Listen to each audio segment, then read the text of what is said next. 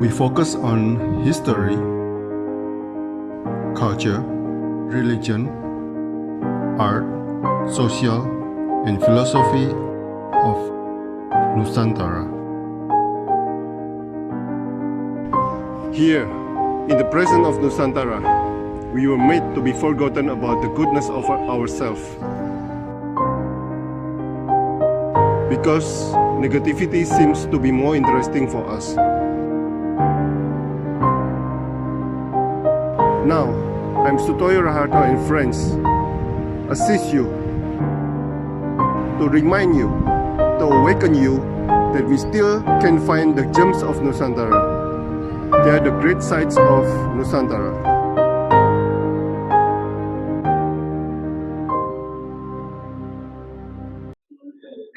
Selamat siang Pak Irawan Boma, founder Arya Arkananta di Bali. Ya, selamat siang, Pak. Selamat siang. Pak, apa arti kata Arya Arkananta, Pak? Silakan, Pak. Ya, Arya Arkananta itu dua kata yang berarti Arya itu para nobles ya, kaum bangsawan. Nah, Arkananta adalah jalan yang diterangi atau diberi sinar gitu. Jadi Arya Arkananta bila digabungkan adalah para bangsawan yang diberi pencerahan, kurang lebih bebasnya begitu. Nah, bagaimana Bapak mendapatkan nama ini, Pak? Nah, Apakah Bapak salah satu dari Arya itu atau bagaimana? Nah, sebenarnya gini Pak, ini kita bicara pesan semesta itu ya. Jadi pesan semesta itu sebenarnya diberikan secara adil, merata. Nah, cuman kita yang receiver atau penangkap ini yang bisa menginterpretasikannya dengan betul. Jadi pada saat pesan itu dimunculkan, mungkin ada yang main buat kerajaan-kerajaan misalnya gitu. Ada yang buat apa gitu. Nah, sebenarnya ini kan era ini adalah kebangkitan daripada budi gitu ya, Pak, pikiran. Nah, Arya Arkananta ini lahir di situ, Pak. Jadi kita diberi tugas gitu untuk membuat suatu candi baru. Nah, otomatis di pengejawantahan daripada itu nggak mungkin lah kita buat candi baru. Kita misalnya buat akomodasi atau kita karena backgroundnya kita adalah hospitality industry. Jadi kita buat satu akomodasi dengan pesan seperti itu. Ya. Oke. Nah, apa itu Arya Arkananta yang sedang Bapak bangun atau sedang Bapak buat ini, Pak? Silakan. Ya. Nah, salah satu pesan yang mau disampaikan melalui berdirinya akomodasi ini itu kebangkitan kesadaran kita sebagai manusia, Pak. Dari basicnya bahwa kita tuh ada plot dari zaman dulu sampai sekarang bahwa petani itu selalu dimarginalkan, ditekan gitu ya Pak ya. Bahkan sampai sekarang pun penyebutannya masih buruh tani gitu ya.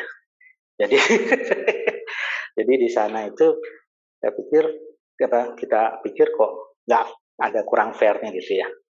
Karena apa? Ada pepatah lama yang mengatakan bahwa siapa memelihara benih dia memelihara hidup gitu.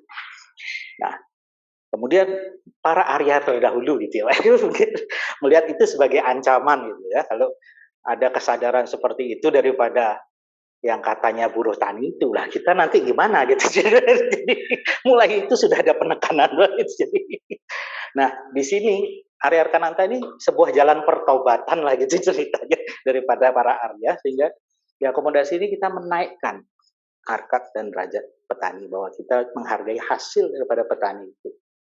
Nah, bagaimana beratnya menghasilkan bulir-bulir padi itu yang kita makan, rasa syukur pada saat kita menikmati makanan itu, dan di sini orang bisa melihat langsung dari kamarnya bagaimana beratnya itu, dan juga bisa terlibat langsung di usaha tani tersebut. Bapak tadi kan mengatakan bahwa sekarang ini era Budi. Ya, Lalu Bapak juga mengatakan bahwa ini adalah ide-ide dari para Arya. Nah, sejak kapan Bapak mempunyai ide ini atau inspirasi-inspirasi ini, Pak? Dan dari wah. siapa dapat itu? Apa dari waktu sekolah atau ngobrol dengan para bangsawan atau bagaimana ini? Interesting sekali. Dan nah, saya berangkat dari dunia korporat, Pak. Jadi di dunia korporasi itu saya mulai melihat bahwa kok kita nih seperti robot semua gitu ya. Terus habis itu kita di dipacu gitu dengan persaingan-persaingan yang akhirnya membuat eh, kalau saya bilang kadar kemanusiaan kita tuh makin lama makin berkurang gitu. Jadi competitiveness without wisdom gitu ya. Nah jadi di sana tuh saya pikir ini kalau diterus-terusin juga bisa kurang baik ya bagi kualitas kita sebagai manusia. Apalagi sistemnya juga mengaturnya seperti itu. Nah makanya dari sana kita mulai berpikir bagaimana kita bisa berkarya tapi kemanusiaan kita juga nggak hilang gitu. Itu setelah berkorporat berapa lama, Pak? Tercetus klik gitu, klik momennya itu. Oh, kalau itu sih di tahun 2004 kira-kira kayaknya ada titik kejenuhan yang luar biasa. Nah, terus saya juga dari keluarga yang ada darah spiritualnya gitu ceritanya gitu. Nah, sehingga di sanalah ada lonjakan kalau saya pikirnya di dalam diri itu ada DNA yang meletus lah gitu Pak. Terus habis itu Ya, klik momen itu. iya itu. Nah, dari kakek atau dari ayah atau ibu yang memberi nasihat-nasihat spiritual itu, Pak? Sebenarnya dari keduanya, tapi dari sisi ibu lebih kuat dari keluarga. Ya. Nah, ya banyak momen-momen pribadi yang mengantarkan saya ke dunia itu. Apa yang nasihat apa yang biasanya ibu berikan ke Pak Boma ini supaya kan mesti ada ya satu kalimat yang sering terdengar sampai mencetuskan DNA itu. Ya sebenarnya sih agak liberal ya Pak ya. Liberalnya tuh begini, kamu boleh berbuat apa saja tapi bertanggung jawab atas perbuatanmu. Nah, terus habis itu yang penting tidak bikin malu keluarga gitu ceritanya tuh. Tapi kayaknya saya melanggar begitu banyak sih Pak.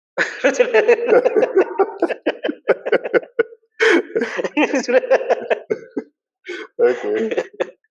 Nah, jadi melanggar segitu banyak, lalu 2004 itu sadar klik momen itu atau Iya, meletusnya DNA itu. iya. Setelah itu apa yang Bapak lakukan? Saya mulai Giving up semua atau bagaimana? saya giving up semua Pak. Lalu saya pindah ke Nusa Penida. Jadi ada pulau di Pak mungkin pernah ke sana. Belum pernah ke sana, Pak. Belum pernah. Oh belum Tapi pernah. saya, ya. Suatu kali ke sana. Jadi di pulau itu saya belajar hidup lagi Pak. Jadi saya melihat kesederhanaannya saudara-saudara di Nusa Penida. Terus bagaimana dengan kesederhanaan itu mereka tetap bisa bahagia gitu ya. Jadi saya juga belajar banyak dari melihat kehidupan itu. Padahal mereka pengen seperti Pak Boma, Pak. Ah, iya. Nah, waktu itu awal cikal bakalnya salah satu pencetusan area Arkananta itu lahirnya juga di Nusa Penida. Jadi di sana kita buat tempat juga, tempat kecil gitu, dengan bangunan gaya Nusa Penida yang khas. Nah, waktu itu saya beritahu sama masyarakat di sana, bilang, "Pak, ngapain bangun rumah orang miskin?" Katanya gitu. Karena dibangunnya dari batu-batu. Ya kan, yang yang saya omongkan kan betul kan, mereka Iya. seperti Bapak.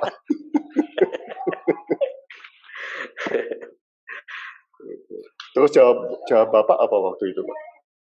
Ya, saya bilang bahwa perpaduan antara batu dengan ilalang ini adalah warisan pengetahuan daripada leluhurnya kita. Jadi itu mendinginkan suhu kita yang di dalamnya pada saat di luar panas, di dalam bisa sejuk gitu, dan sebaliknya. Nah, itu hanya bisa terjadi dari perpaduan bahan alam itu, Pak.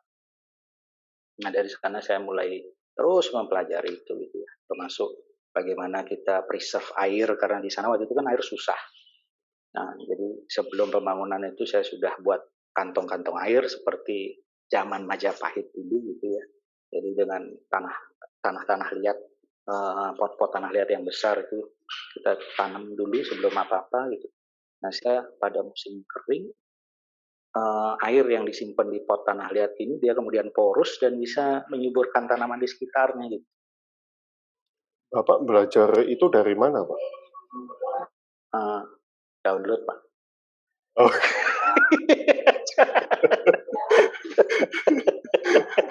bisa tahu sistem Majapahit dan sebagainya. Itu berkat bos besar itu. Oke. Nah, lokasi area Arkananta itu ada di mana, Pak? Dan bagaimana menuju ke sana dari Denpasar? Silakan. Ya, dari Denpasar itu kurang lebih 22 kilometer. Kalau dari Airport Ngurah Rai itu sekitar 37 kilometer, Pak. Nah, ini ada di jalur utama menuju ke Payangan dan jalur alternatif menuju ke Kintamani, Nasayan. Sudah banyak sekali, Pak, memang hotel berbintang dan villa-villa gitu ya. Jadi cuman lokasi kita ini benar-benar di tengah sawah, Pak. Oke. Oh. Nah, Pak, untuk kita sebagai orang luar Bali kalau ke area Arkananta, apa saja yang bisa kita lakukan? Iya. Nah, area Arkananta ini dari mulai pintu masuknya, Pak ya, itu kita bangun semua dengan filsuf yang kita pelajari bersama-sama sebetulnya. Jadi ada Arde Chandra atau Gapura itu. Nah, ternyata filsuf daripada Arde Chandra sendiri itu sudah luar biasa gitu ya. Jadi dia Gapura dua sisi yang simetris, ada ruang kosongnya, ada naik terus kemudian turun gitu, atasnya terbuka. Nah, ternyata itu menggambarkan kita sebagai manusia juga. Kita punya sisi baik, kita punya sisi buruk. Bagaimana kita bisa berdiri di tengahnya, menyeimbangkan dengan kesadaran bahwa, oh ya, saya punya sisi buruk, saya punya sisi baik. Nah, kemudian hidup itu pasti ada naik turunnya. Nah, pada saat itu dibuat sesuai dengan pakemnya. Dia menghasilkan medan magnet, Pak, di gapur. Nah, kita berdiri di tengah itu kita tergantung pada kekuatan Sang Yang Tunggal itu. Sehingga Sang Yang Tunggal yang memberi kita pencerahan tentang bagaimana menjalankan kehidupan yang sebenarnya. Nah, dari sana jadi area Arkananta ini sebenarnya perwujudan dari apa yang sering dibahas, Pak. Jadi spiritualitas itu pada saat mewujud ya ini jadinya gitu. Oke. Lanjut, Pak, lanjut. Tadi kan Gapura itu. Lalu ya. masuk, ya. Ya, lalu masuk, begitu masuk kita akan lihat hamparan sawahnya masih ada. Dan pembangunan kita juga numpang di tanah, jadi tidak merusak tanahnya gitu. Dan kita juga buat kantong-kantong air. Pada saat kita bangun di sini, Pak, kita diketawain sama tetangga-tetangga. Dia bilang, Ubud ini sumber airnya besar gitu. Kenapa harus buat tampungan air gitu ya? Nah, saya sih waktu itu bicara bahwa secara fakta dan data, air tanah kita tuh turun, Pak. Gitu ya. Terus habis itu dengan meningkatnya air laut, pada saat dari hulu mau buang ke laut, hilir itu, dan bejana berhubungan lagi nih Pak. Kalau di sininya tinggi, ini dia nyambut air lautnya terus bawa air laut masuk ke dalam air tanah Pak, gitu jadinya. Nah, sebenarnya pikiran-pikiran seperti itu kita antisipasi sejak awal gitu. Jadi sebenarnya juga menyiapkan area Arkananta sebagai prototype self-sustainable unit atau self-sustainable complex yang bisa dicontoh nantinya sama orang-orang lain kalau mau hidup dengan apa yang dia bisa tanam di dalam propertinya gitu. Pak, tadi kan Bapak ngomong bahwa numpang di atas tanah, itu berarti Ya. tidak pakai beton, Pak, ke dalam? Enggak. Ini rumahnya rumah panggung gitu ya. Ada memang building, 2 building, tapi dia juga dibuat seperti pembangunan zaman dulu Pak, ada ruang-ruang kosong di dalamnya gitu. Oh, wow. Iya. Dan itu bisa diisi air? Iya, bagian-bagian tertentu semuanya kita simpan air, termasuk kita rainwater harvesting ya, jadi kita panen air hujan juga gitu. Oh, wow. Nah, itu dari atap, Pak? Dari atap Dari atap. langsung turun ke bawah gitu? Iya, jadi kita punya palalang itu semua interconnecting Pak. Nah itu saya dapatnya di Angkor Wat Pak. Oh, wow. Jadi Angkor Wat itu tidak punya sumber air tadinya Pak kan. Nah kemudian dia pembangunan itu dia sudah pikirkan sehingga dia bagaimana buat penampungan air. Jadi dia punya danau yang begitu besar itu tampungan air Pak. Jadi oke. Wow. Nah, jadi ini miniaturnya lah, maksudnya bagian-bagian itu saya ambil untuk bagaimana kita juga bisa preserve itu. Oke, setelah hamparan sawah, apa yang lagi yang kita bisa lihat, Pak?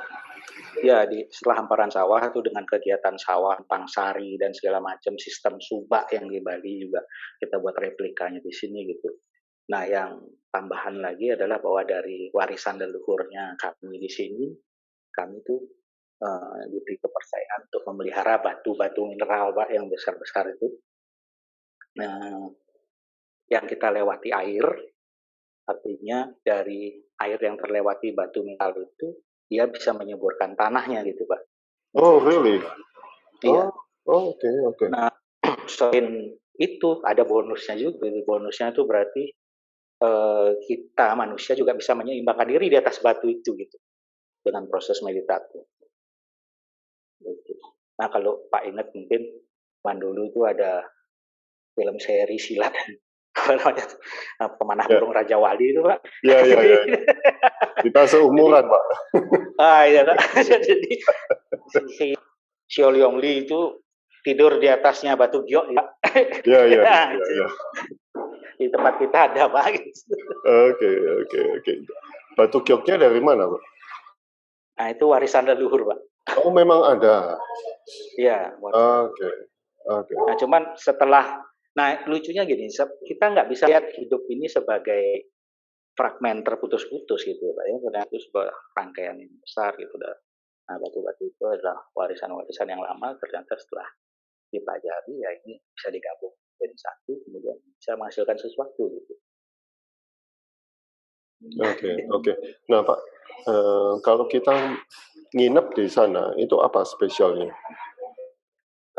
Spesialnya ini kan jadi healing retreat lah gitu ya. Nah, terus kita ada program-program seperti kalau di Bali ada meditasi, ada aksa, ada seperti yang Bapak lakukan sekarang dalam sharing seperti ini gitu. Terus habis itu salah satu spa-nya itu adalah dengan konsep healing juga gitu. Jadi bukan sekedar spa gitu. Iya. Oke. Wow. Nah, ada kegiatan apa saja Pak yang kita bisa lakukan di area Arkananta? Kalau kita di sana mungkin seminggu gitu, itu bisa full kegiatan saja atau gimana? Bisa Pak. Jadi gini, di dalam properti sendiri kita juga kan ada konservasi tanaman-tanaman yang sudah hampir jarang ditemuin gitu. Nah kalau ini contohnya salah satu ada nama bulu bawon. Apa? Bawon itu bulu bawon namanya. Mhm. Nah, bulu bawon ini sejenis daun-daunan gitu ya. Tapi pada saat dicampur dengan panjang lain dilawar pun gitu Pak ceritanya kalau dibalik. Jadi vegetarian dia merasakan rasa daging gitu, ada dagingnya gitu dari campuran olahan gitu. Oke. Nah, Terus habis itu ya. apa namanya? Bisa juga belajar tentang pengobatan tradisional daripada tanaman-tanaman yang kita preserve di sini gitu. Oke. Itu Bapak, Jadi banyak begitu. Pak Boma yang mengajari sendiri, Pak? Atau ada ahlinya? Kita dengan tim Pak, ada tim. Oke.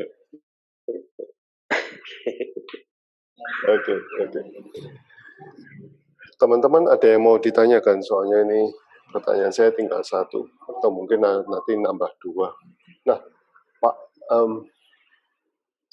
seperti tadi kan Bapak mengatakan bahwa bisa lihat sawah, ya. Bisa lihat sawah langsung dari kamar gitu. Selain itu, apakah kita juga pakai kasur modern atau apa gitu? Oh iya Pak, artinya kenyamanan di dalam properti sendiri juga pasti diutamakan. Artinya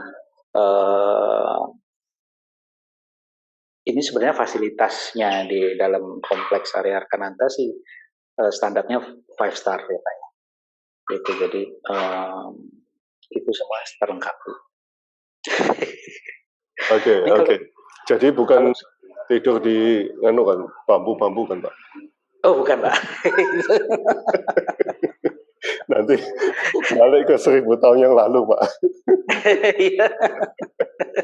Paling istimewa ya tidur di atas batu itu Pak. Oke.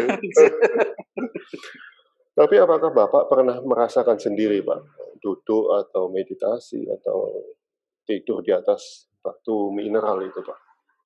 Oh ya, saya sendiri sudah dan juga warga desa di sekitar sini, teman-teman juga sudah merasakan karena itu rangkaian Pak, itu ada 5 batu besar gitu ya, salah satunya itu yang paling langka itu adalah black jade.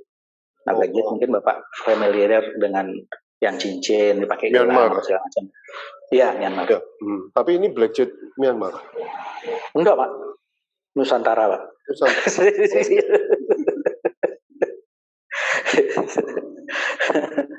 Apa Pak yang bisa dirasakan apa Pak setelah duduk atau meditasi atau tiduran di sana Pak? Iya, batu-batu itu tuh masing-masing berfungsi sendiri-sendiri. Nah, yang pertama bukan batu, yang pertama itu adalah fosil daripada kelor yang setelah kita uji karbon itu umurnya 1,2 juta tahun yang lalu. Nah, di situ tuh dia ngerilis anxiety, terus membantu rilis anxiety, membantu rilis trauma-trauma daripada orang yang tidur di atasnya gitu. Nah, kemudian setelah itu dia pindah ke geo atau jade-nya itu. Nah, di situ dia diabsorb toksin-toksin di dalam tubuh. Nah, setelah toksin-toksin di dalam tubuhnya diabsorb, pasti ada molekul-molekul di dalam tubuhnya juga ikut terserap secara tidak sengaja. Nah, kemudian dia akan pindah ke red jasper. Nah, red jasper ini akan boosting energi dan kembali merangsang molekul-molekul yang tadi hilang waktu tidak sengaja disedot di jade tadi. Nah, setelah itu baru dia bermeditasi di black jade Pak. Nah, black jade ini dia membalancing sama dia cure, jadi dia menyembuhkan yang kurang baik di tubuhnya kita. Biasanya berapa lama Pak untuk prosesnya itu? 50 menit Pak. 10 menit ya. Ya. Bisa. Bapak apa rasanya setelah itu? Kalau kita tidak memiliki gangguan, biasanya imun tubuh kita pasti akan meningkat, terus kita rasa segar itu pasti ada. Nah, kalau dia menurut kesaksian beberapa yang sudah mencoba, pada saat duduk di black jade itu dia spesifik, misalnya yang paling sering vertigo Pak. Vertigo langsung lenyap dia vertigo. Ya. Jadi Nah, terus kalau dia ada spesifik, misalnya sakitnya di perut atau pencernaan itu, dia merasa bahwa pencernaannya itu diputar dan segala macam. Jadi dia dimasas tapi tidak ada yang masas gitu. Oh, oke, oke. Wow. Nah, Pak, itu di bawah sinar matahari, Pak? Enggak, Pak. Kita kasih nama itu sacred stone chamber. Dan, tapi dalam. itu di dalam ruangan, tapi ruangan itu juga organik. Jadi bambu, dengan atap alang-alang yang kita bentuk seperti embrio, Pak. Jadi gitu. Di bayangan saya di bawah sinar matahari, apa nggak panas? Iya. Nah, Pak, apakah ada ritual-ritual khusus, Pak, yang digelar di area Arkananta mengingatkan ini membawa kita ke leluhur kita, gitu?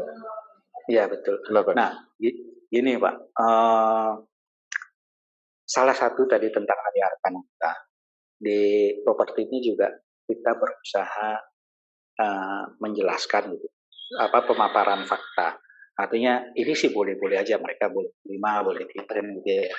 Tapi yang keliru dari kita ini adalah pada saat kasta, dibandingkan ada kasta itu, bahwa kasta ini sebenarnya klasifikasi daripada penugasan kita di dalam masyarakat itu.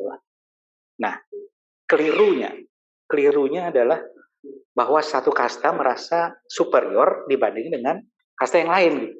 Jadi hubungan antar kasta ini superior dan inferior gitu. Sebenarnya ini tidak bisa terjadi gitu. Bukan ini rancangan aslinya gitu. Rancangan aslinya bahwa masing-masing kasta ini menghormati keberadaannya masing-masing. Jadi bukan masalah superior atau inferior. Gitu. Ini yang salah satu kita coba jelaskan gitu. Nah, kemudian pengajaran para leluhur kita sejatinya itu universal, Pak. Jadi bukan milik sekte ini, bukan milik sekte ini, bukan milik sekte ini. Nah, tapi sesuatu yang universal. Nah, di area Arkananta ini kita coba menjelaskan bahwa pesan-pesan daripada leluhur kita itu sebenarnya dari dulu itu sudah universal. Makanya menjawab pertanyaan Bapak, tidak ada ritual khusus, Pak. Oke. Pak, tetapi kan sudah tradisi, Pak, kalau lahir di kasta ini bakal bertugas di kasta itu, Pak, atau di karier itu gitu, Pak. Tapi pada kenyataannya sekarang kan tidak selalu begitu ya. Gitu. Nah, jadi maka itu kalau dikembalikan ke asalnya bahwa hubungannya bukan soal superior atau inferior, tapi bagaimana menghormati masing-masing keberadaan daripada kasta itu. Pak, area Arkananta ini sudah berapa tahun, Pak? Sejak ide itu muncul sampai dibangun sampai sekarang? Ini sudah berjalan 1,5 tahun. Oke. Dan yang datang ke sana kebanyakan? Ini belum kita buka untuk umum, Pak. Karena COVID ini. Oke. Kita akan persiapkan untuk buka di akhir bulan April ini. Oke. Luasnya berapa itu, Pak? 80 are, Pak. Nah, sewaktu membangun area Arkananta ini dan proses membangun ini, apakah Bapak mengalami hal-hal metafisika atau hal-hal spiritual yang mistis begitu, Pak? Ini kan candi kan, jadi dalam kutip kan mestinya ada hal begitu, Pak. Iya. Nah ini partner kami Pak Kade yang membangun ini semua, Pak Kade Aryawan, itu beliau juga menuturkan bahwa banyak kejadian-kejadian yang cukup unik. Artinya kejadian unik itu bukan menyeramkan, tapi karena beliau juga memiliki beberapa properti sebelumnya dan dengan pengalaman membangun di hotel-hotel luas itu, kemudahan begitu banyak saat di pembangunan area Arkananta ini, Pak. Jadi dari masyarakat di sekitarnya, masuknya bahan kemari, karena ini kan cukup sulit, Pak. Kita tuh jalan Subak, Jadi mobil nggak boleh masuk ke sini. Nah, itu kita juga Oh, di-secluded kan. oke. Jadi kalau hujan ya kehujanan, Pak, berarti, Pak? Iya, gitu. Tapi kan kita nanti sediakan ya mobil bugi dari Iya. tempat parkir kita sampai ke properti gitu ya. Nah, tapi bayangkan waktu membangun ini kan bahan material tuh diangkut atau segala macam dari sana. Iya. Nah, dengan tingkat kesulitan membangun seperti itu di tengah sawah, Pak Kade Aryawan menuturkan bahwa kemudahan tuh banyak sekali. Nah, kemudian kita ada buku panduan, Pak. Buku panduan hasil download. Pada saat menjelaskan downloadan itu ke tim pembangunan, itu ada satu halaman yang tertutup, Pak. Artinya terlewatkan gitu ya. Nah, saya juga nggak sadar waktu itu terlewatkan. Nah, pada saat pembangunan, tim pembangunan itu konsultasi gitu. Jadi kita ngobrol sama-sama, waduh Pak ini salah Pak. Jadi tentang ruang kosong yang di bawah itu Pak. Jadi dia bilang, wah ini kita bangunnya ketinggian Pak, ini ada ruangan kosong di bawah jadinya gitu. Nah saya bilang, loh enggak sudah betul. Oh nggak ada Pak di gambar. Ternyata saya jelasin, ini ada loh tapi itu nggak ditunjukkan Pak. Oh iya, yang salah itu jadi benar gitu. Oh. Oke. Nah, titik apa tanahnya dan sebagainya itu pakai perhitungan Bali, Pak? Iya, perhitungan Bali semua, hasta kosala. Termasuk yang tadi penataan batu itu, Pak. Nah, batu itu masing-masing tuh rata-rata beratnya 2,3 ton. Wow. Jadi waktu naruhnya itu kan kita harus konstelasi bintang dan segala macam itu harus tepat sekali, presisi dia naruhnya supaya dia berfungsi dengan baik gitu. Nah itu pakai seperti itu.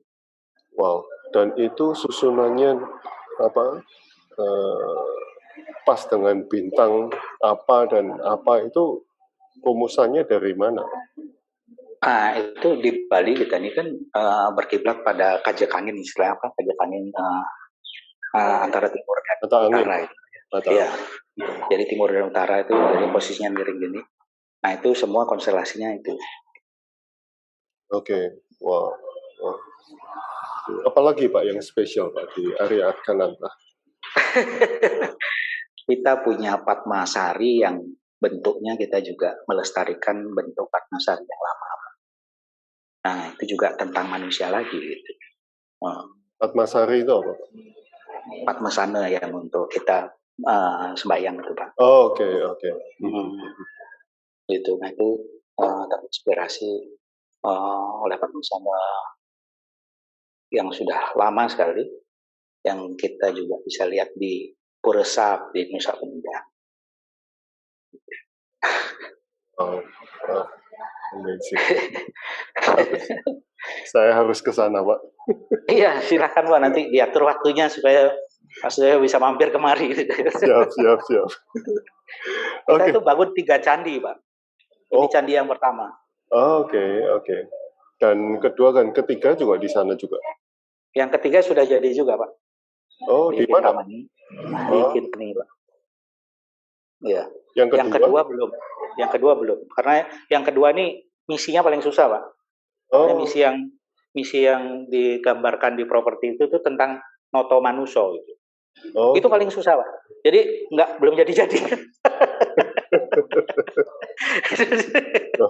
Oke, yang pertama apa, Pak? Yang pertama ini tentang bagaimana kita menghargai hubungan kita dengan alam, menghargai makanan yang kita makan, proses meditatif dalam makan itu. Nah itu juga kalau tadi Pak saya tanyakan kegiatan apa, nah salah satunya kita menyuguhkan makanan itu tidak hanya sekedar makanan yang untuk dimakan, tapi bukan untuk badan saja, tapi untuk jiwa juga. Wow. Dan itu ada hitungan? Ya, oke. Kalau sekarang kan, kalau kedokteran sekarang kan ada hitungan kalori dan sebagainya. Apakah ada itu?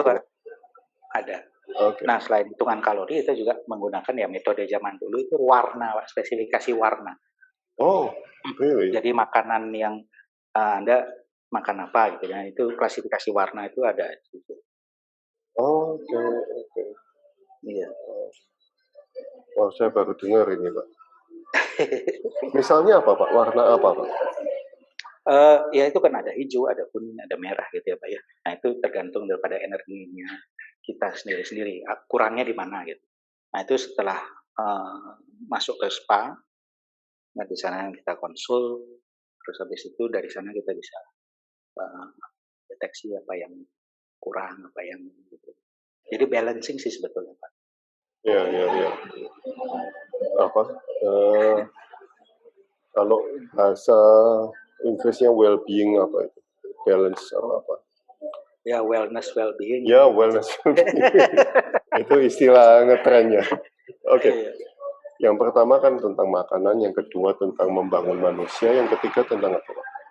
Pelepasan Pak. Wow. Ya, bahwa kita ini kan kita tuh tanpa sadar karena lagi-lagi tentang sistem kita tuh buat tembok di sekitarnya kita, imaginary walls yang akhirnya kita sendiri suka terbentur-bentur di depan. Yang ketiga itu namanya tirafilakna.